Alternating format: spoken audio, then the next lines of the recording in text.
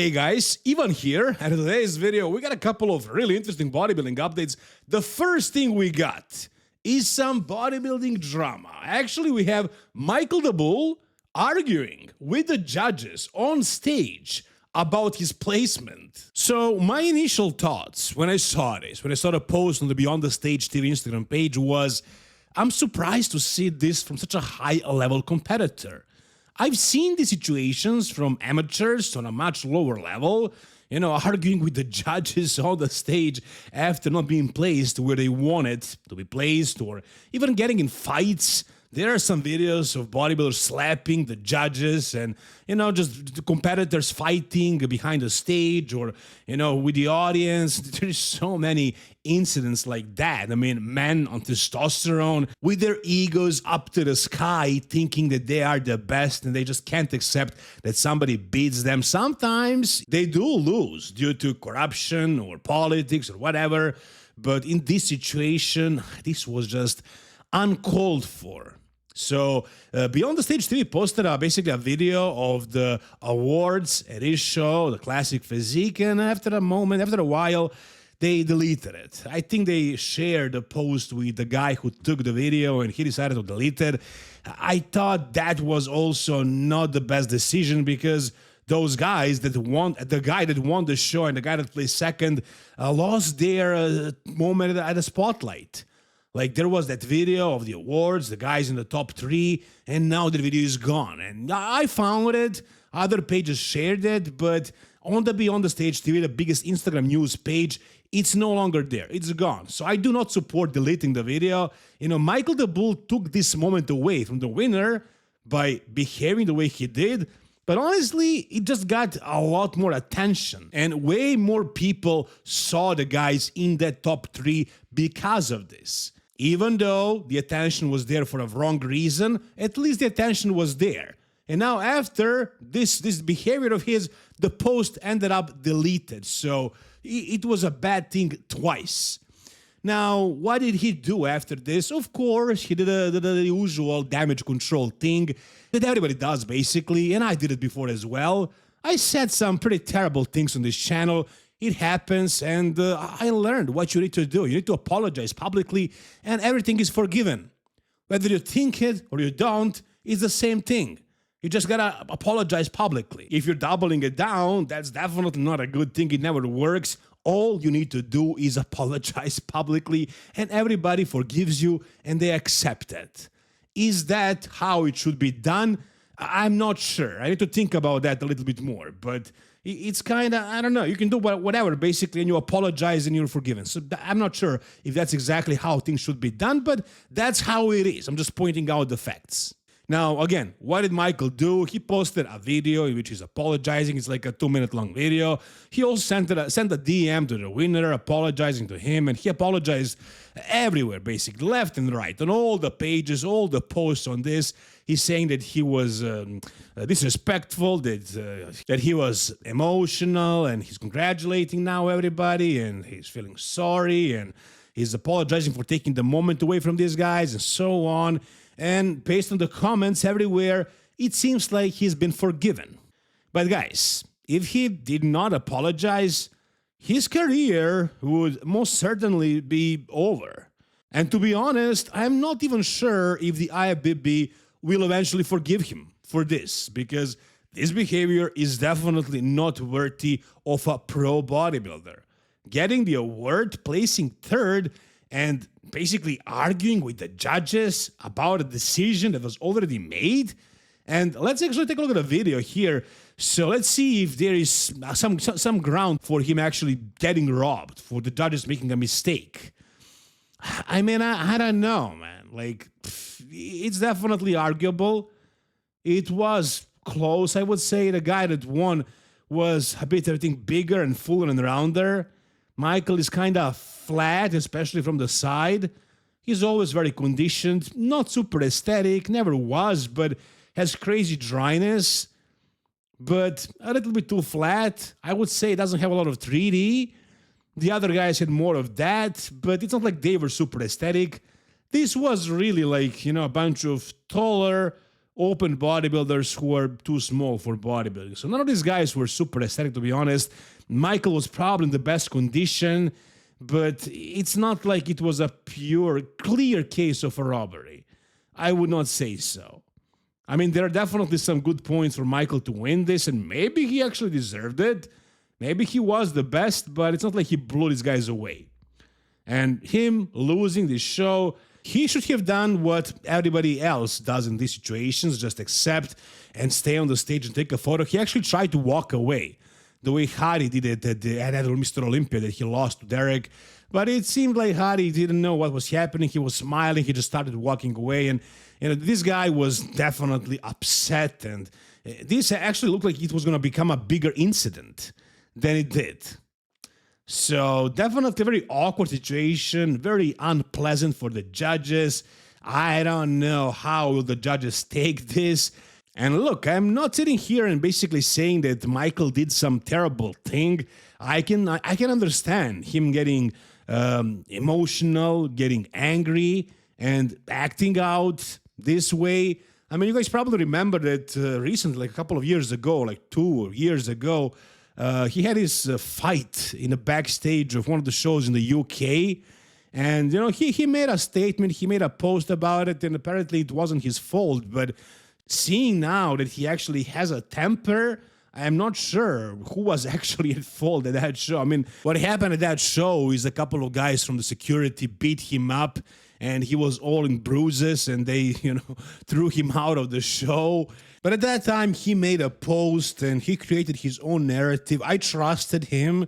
Maybe it actually is. Maybe actually it happened the way he explained it. But now, again, after seeing that he definitely has a temper, I am not sure what exactly happened at that show. Again, maybe it wasn't his fault, but he's definitely a problematic kind of a person.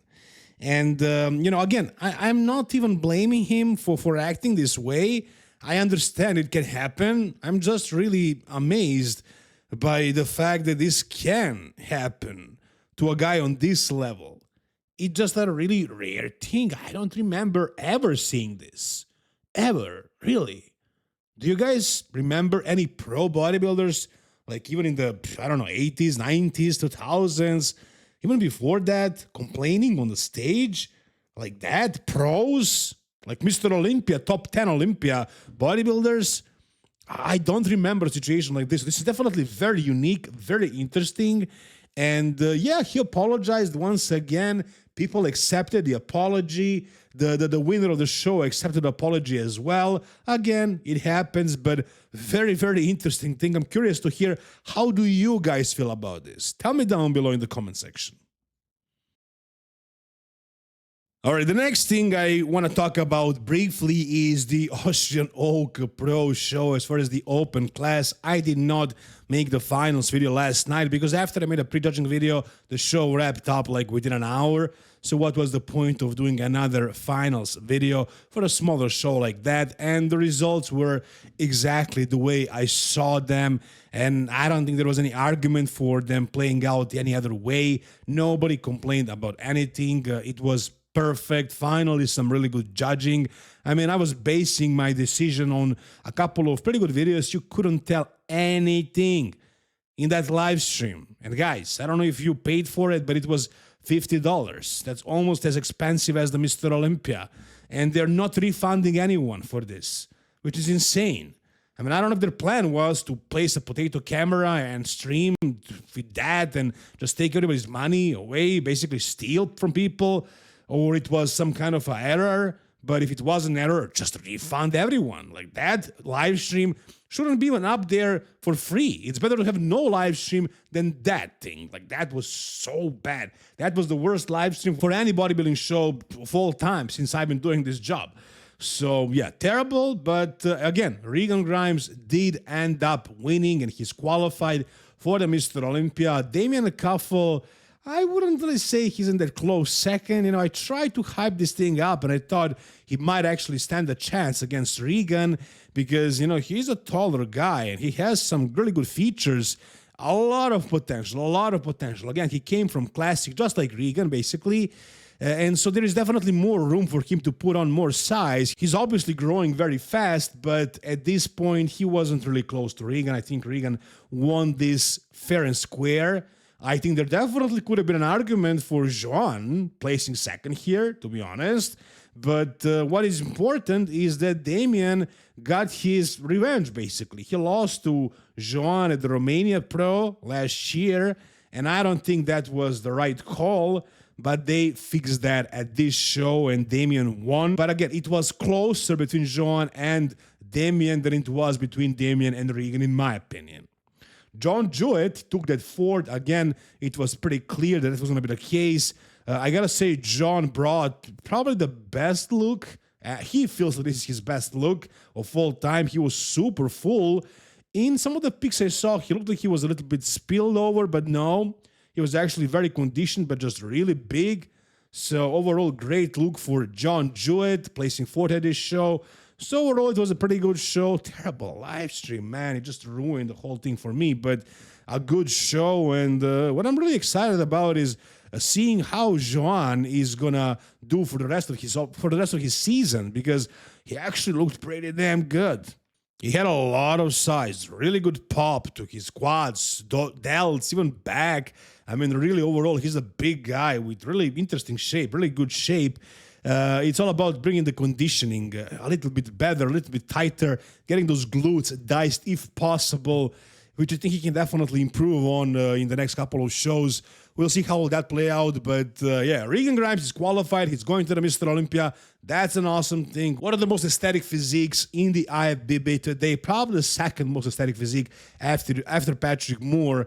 So yeah, he's going there. He's going to be probably one of the top 15 names, probably around, I would say 12, 13, something like that, but we'll see. Whatever you guys think, tell me down below. All right, the next thing we got is an update, a new update from Ramon Dino. It seems like his Instagram page is down again. I think it was down like last week or so, and it's down again. I have no idea what is going on with it. Maybe you guys have some updates on that, but his IG page is gone. However, some of the Brazilian Instagram pages are sharing his photos. For example, this one of his back. What do I think about it? Well, I wouldn't say this is a huge back. I want to say he's overall big and massive compared to Mike Sommerfeld. He kind of looks, smaller in the back, particularly. But he has a tiny, tiny waist and also really good lower lats. So this actually looks pretty good when he does the pose. He's showing a lot of details, really great lower lats. A lot of like small details everywhere in the upper back, in the delts, in the lower back. So overall, this is a pretty good back. And you guys know, probably based on Tyler Mannion, he won that back double bicep against Mike Sommerfeld at Mr. Olympia.